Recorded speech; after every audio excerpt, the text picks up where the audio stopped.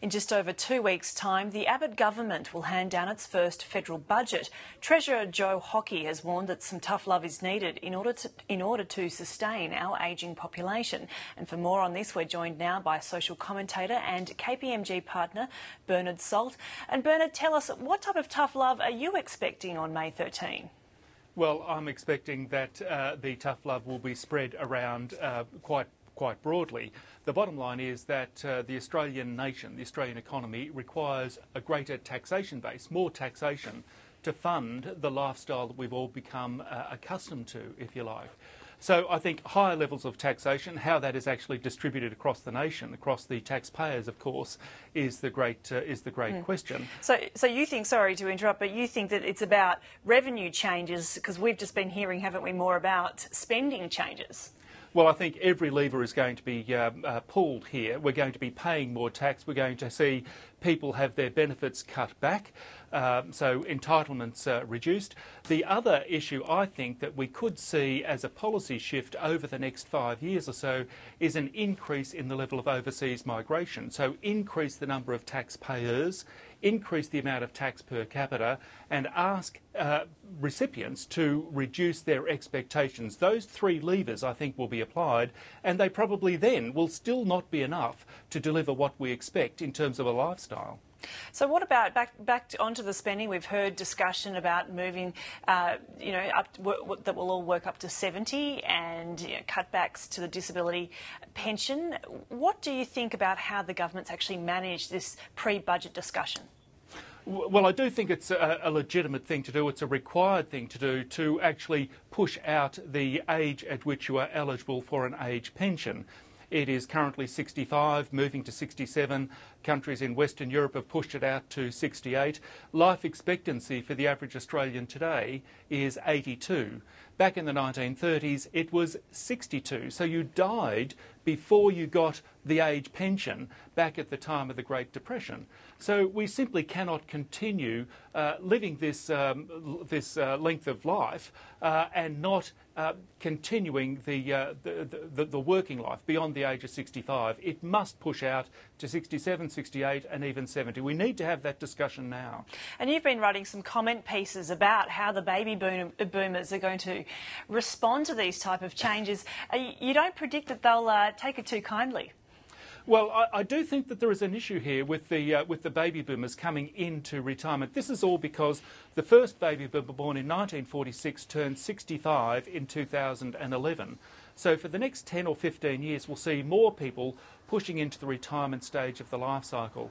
I think there is an issue with that first wave of baby boomers born in the late 1940s, went to work in the early 1960s, paid taxes to the governments of the day for 30 years, who spent that tax on defence and education and whatever, but not on a national pension scheme. People who are retiring now have only had 20 years of a 50-year working life with superannuation. So we have a short-term gap, if you like, that we need to fund by increasing the level of tax. So is it unfair then that that group is getting targeted, and that we haven't been hearing any discussion at this stage at least about any changes to what was being called middle-class welfare, the family tax benefits, for instance? Well, I do think that baby boomers will be a little put out. They'll say, we've worked hard, we've paid taxes all our working life. The deal was we pay tax throughout our 40 or 50-year working life, and then when we retire, we get to have workers of the day fund our retirement. So it's not unreasonable for baby boomers to be a little put out, a little miffed, if you like, to say, well, we seem to be double-crossing on the deal here.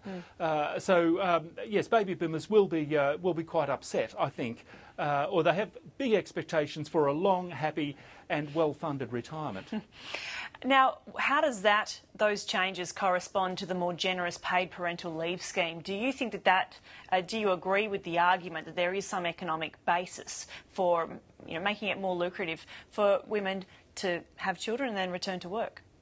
look, I think every area of government spending, government funding needs to be reviewed. Now, whether in fact it's the paid parental leave scheme, I'm not quite sure of the economics of that, of how that works.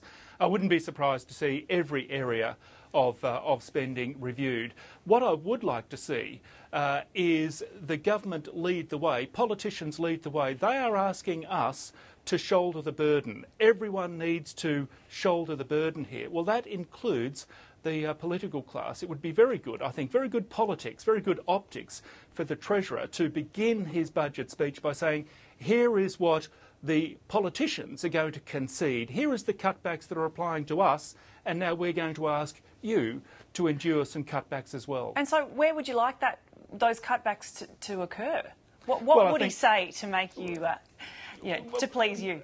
well, I think everyone is concerned about superannuation perks and perks after office, for example. There's a gold pass that applies to some politicians that get free business class airfare more or less for life. You have to have served a certain amount of time in Parliament, of course, but I do think that some of the perks, it just does not look good to the Australian people. You need to lead by example. I think everyone understands we need to make some sacrifices. Let's see that fairly spread across the entire community, and I think it's good optics to see it start with the political class. OK, Bernard Salt, we'll see how we go on the evening of May 13. Thanks for your time. My pleasure.